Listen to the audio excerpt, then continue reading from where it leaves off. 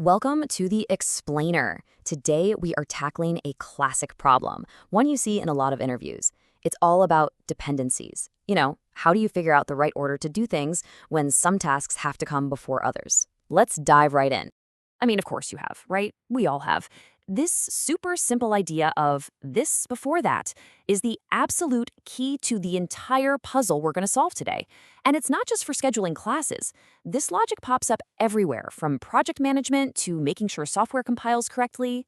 So, the official name for our challenge is the Course Schedule 2 problem.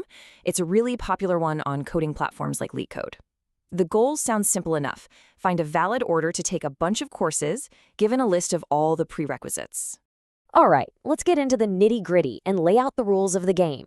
We're given two things: a total number of courses we have to take, and a list of rules telling us which courses depend on others. And for our entire explainer today, we're going to stick with this one concrete example. So as you can see, we've got 4 courses in total, numbered 0, 1, 2, and 3, and this list of 4 prerequisite rules that we absolutely have to follow. Okay, now this is really, really important, so let's focus on this for a sec.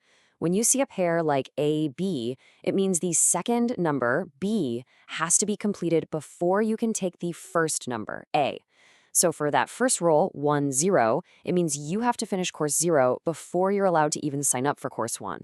And that brings us to the main event. Given these rules, what's a sequence of courses that actually works? How can we take all 4 of them without breaking any of the prerequisite rules? Let's figure it out together. So before we even try to create a schedule, we need a better way to see what's going on. A simple list of rules, it's just not going to cut it. It doesn't really show the whole picture. What we need is a map. In computer science lingo, what we're really doing is turning this from a list problem into a graph problem. And it's pretty intuitive. Just think of each course as a point on the map. We'll call that a node. And each prerequisite rule is a line connecting 2 of those points. We'll call that an edge. And to show which way the dependency goes, we're going to use arrows. So an arrow pointing from course B to course A is our visual cue that B is a prerequisite for A. This is basically our visual language for solving the whole thing.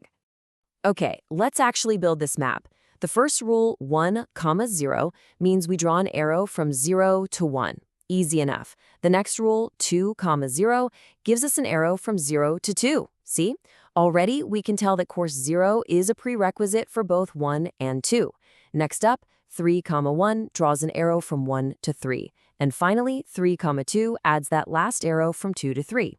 And there it is. We have a complete visual map of all the dependency. So we've got our map. It looks great, but now what? Where do we even begin? We can't just pick a course at random, right? We have to start somewhere that's actually available to take. And this is the big aha moment. The key to cracking this whole thing is to find the courses that have absolutely no prerequisites. On our map, those are the nodes with 0 arrows pointing into them. They don't depend on anything, so they are the only places we can possibly start. There's a technical term for this idea, and it's called the in degree. A course's in degree is just a simple count of how many prerequisites it has. Or if you're looking at the map, it's just the number of arrows pointing into that course. So let's do a quick count for our example. Course 0 has no arrows pointing in, so its in degree is 0. Courses 1 and 2 each have 1 arrow coming in from course 0, so their in degree is 1.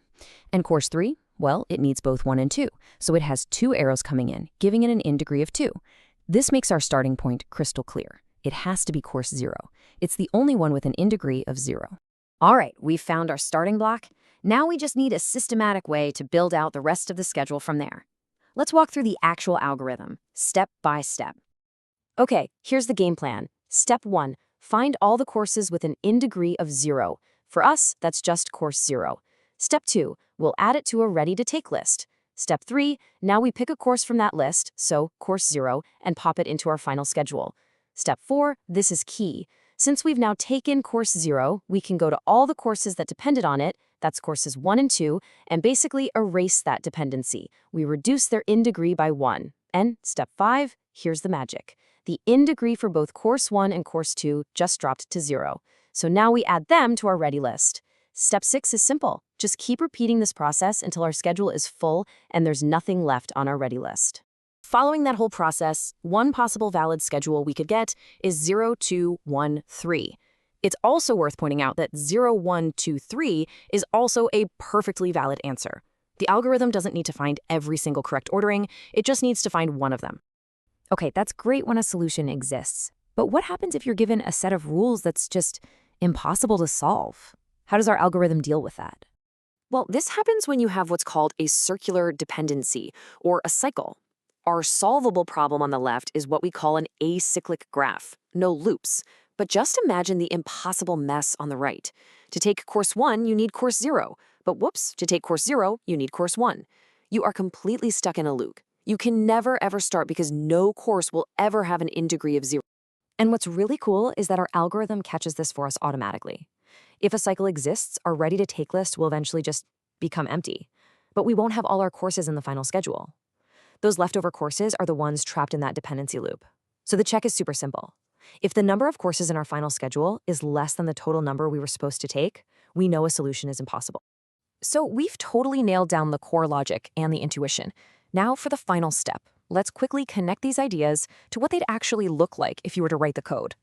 Think of this table as our perfect little translator. What we've been calling our dependency map becomes something called an adjacency list in code, usually named G. Our simple prerequisite count is just an in-degree array, maybe called indeg. That ready-to-take list is perfectly implemented with a data structure called a queue, often named Q. And of course, the final schedule is our answer list, ANS. See? It's the exact same logic we've been talking about, just with programmer-friendly names. And with that, you now know the formal name for this entire process. It's a famous and super useful graph algorithm called topological sorting.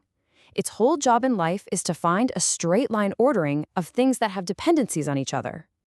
So, the big takeaway here is that you've just learned a really powerful way to think about solving any problem that involves a sequence of dependent steps. The next time you're trying to figure out software build steps, or maybe even just planning a complicated project, try thinking in terms of nodes, edges, and in-degrees. Where else do you